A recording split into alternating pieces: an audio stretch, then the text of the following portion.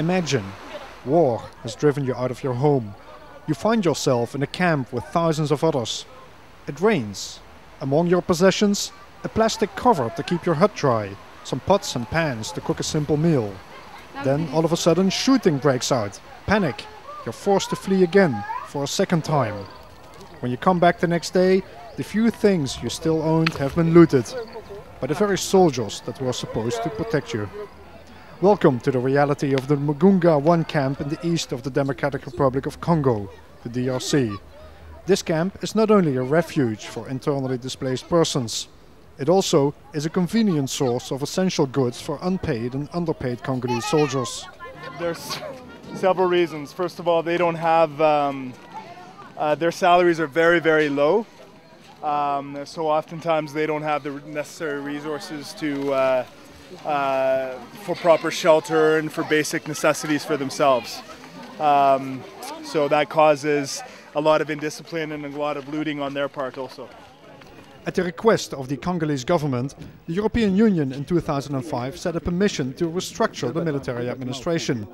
The mandate of the EU-SEC mission in the DRC is to provide advice and assistance. Specifically, to boost public confidence in the army by setting up a chain of payments project that ensures the soldiers are paid properly. If the army soldiers are paid properly, they have less reason to loot. I believe it's one of the key things you can do to improve the situation here. While NGOs and the United Nations provide humanitarian aid to the people in the Mugunga 1 camp, the capital, Kinshasa, hosts a meeting between EU and Congolese army officials. The technical support takes place under the European security and defense policy. Before the soldiers can be paid regularly, the government first needs to know how many soldiers it has. That's why the EU has organized a census.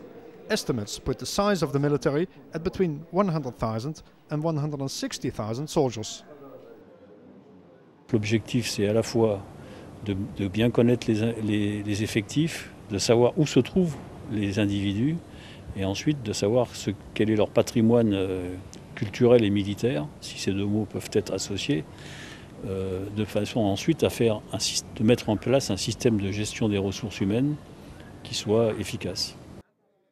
La seule manière sûre de réduire dans un premier temps et puis de supprimer complètement les exactions auxquelles vous faites allusion, c'est de ramener les militaires dans la caserne. C'est de leur faire mener une vie militaire normale. The census is particularly important because it determines exactly how much money the army requires. When the operation is completed, every Congolese soldier will have an individual biometric identity card. La population a des problèmes pour parfois identifier le militaire. Est-il un vrai ou un faux? Avec ce document, il y a beaucoup plus de facilité de l'identifier, de savoir si c'est un vrai. The chain of payments projects then ensure secure payment procedures are set up. Account managers have been appointed at all Congolese army brigades, and paying agents already are at work at all battalions. EU-SEC mission advisors still are on the field though to continue to assist and monitor the payment operations. Notre plan en fait, c'est la séparation totale de la chaîne de commandement et de la chaîne de financement, la chaîne de finance. Parce qu'on a constaté qu'il y a risque que l'argent n'arrive pas toujours à destination là où il doit arriver. The census and the payment operations are the cornerstones of the reform of the Congolese army. Some may argue that the EU-SEC mission is only a drop in the ocean. But the Democratic Republic of Congo is only a young democracy. Having a modern human resources management system for the army is key.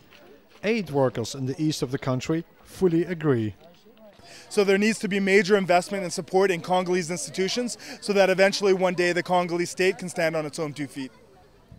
The mandate of the EU-SEC mission has been renewed twice. It currently runs until July 2008.